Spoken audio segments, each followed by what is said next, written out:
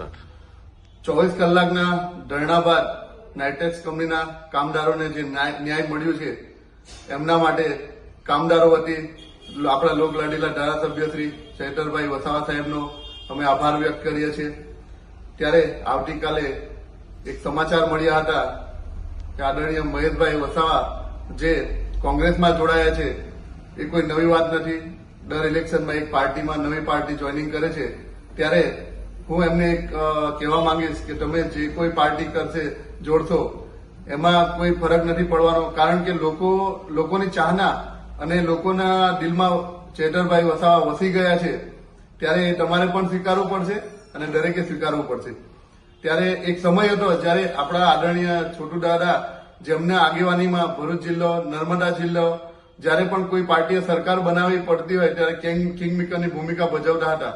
ત્યારે એનું વિપરીત જઈ, એના વિરોધમાં જઈ મહેશભાઈ વસાવા સાહેબ જે કામ કરે છે કે જે આદિવાસી આગેવાનો છે, ટ્રાઇબલ વિસ્તારના જે આગેવાનો છે એમને આગળ નહીં વધવા દેવા માટે એક ષડયંત્રરૂપી પાર્ટી જોઈનિંગ કરવામાં આવે છે। આગળ જયારે લોકસભાનું ઇલેક્શન હતું ત્યારે ચૈતરભાઈ વસાવા સાહેબને તોડવા માટે, એમને નુકસાન પહોંચાડવા માટે એમને ભાજપ જોઈન કર્યું હતું। ત્યારે હાલ તાલુકા જિલ્લાની ચૂંટણી આવી ત્યારે નવા યુવાનો અને આદિવાસી સમાજના લોકો ચૈતરભાઈ વસાવા સાહેબ સાથે જોડાયા છે। ત્યારે એમને આગળ નહીં વધવા દેવા માટે, એમને તોડવા માટે એમને કોંગ્રેસમાં જોઈનિંગ કર્યું છે। એમનાથી કોઈ નુકસાન તો થવાનું નથી, પણ એમને એક મનસુબો છે કે આદિવાસી સમાજ અને મુસ્લિમ સમાજના વોટ ડાયવર્ટ કરવા માટે, એમને વોટ તોડવા માટે એક ષડયંત્ર રૂપી એમને જોઈનિંગ કર્યું છે। ત્યારે સીધો ફાયદો બીજેપીને થશે એવું એમનું માનવું છે। ત્યારે હું સ્પષ્ટપણે કહીશ કે આજે આપણા લોકલાડીલા ધારાસભ્ય શ્રી ચૈતરભાઈ વસાવા સાહેબની લોકપ્રિયતા આદિવાસી સમાજમાં પણ છે, મુસ્લિમ સમાજમાં પણ છે, દરેક વર્ગમાં છે, દરેક સમાજમાં છે। ત્યારે આ તમારા જે મનસુબા છે, તમારી ખોટી નીતિ છે, એ તમારી નીતિ અમે કોઈ દિવસ પાર નહીં પડવા દઈએ।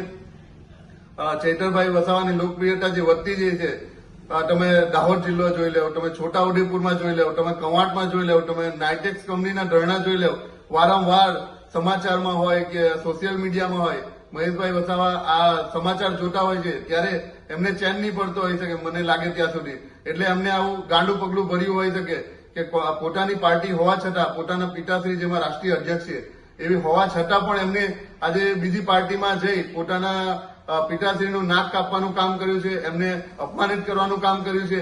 ત્યારે હું સમાજને અને પ્રજાને એક જ વસ્તુ કહીશ, જે એમને પોતાના પિતાજીનું નહીં વિચાર્યું, પોતાના પિતાના નહીં થાય એવા લોકોને, બીજા સમાજના કે સમાજની લડતને કોઈ દિવસ એ લોકો સફળ નહીં થવા દે। એ લોકોનું ખાલી અંગ્રેજો જેવી નીતિ છે, ભાગલા પાડો અને રાજ કરો। જયારે છોટુ દાદાની લડત 90-92માં લડત ચાલતી હતી, એમને અત્યાચારો સામે લડ્યા હતા, એ બધા સ્વીકારવું પડે। તેવી જ રીતે આજે આપણે પણ લોકલાડીલા ધારાસભ્ય શ્રી ચૈતરભાઈ વસાવા સાહેબ છે જે લોકો માટે કામ કરે છે, દરેક વર્ગ, દરેક સમાજ માટે કામ કરે છે, તે પણ આપણે સ્વીકારવું પડશે। એટલે બે જે નેતાએ જે કામ કર્યા છે આપણા સમાજ માટે, આપણા ટ્રાઇબલ વિસ્તાર માટે, એ દરેકે સ્વીકારવા પડશે। એને તોડવાનું કામ માત્ર ને માત્ર મહેશભાઈ વસાવા સાહેબે કર્યું છે, એટલે એમને ઓળખી લેવાની જરૂર છે। એમને ખાલી સત્તાનો મોહ છે, સત્તા માટે કોઈ પણ પાર્ટીમાં જોઈનિંગ કરશે અને કોઈ પણ એમાં જઈ શકે છે। એટલા માટે આપણે આવા લોકોને ઓળખી જઈ સાચા નેતાને, સાચા સેવકને ઓળખી લેવાની જરૂર છે।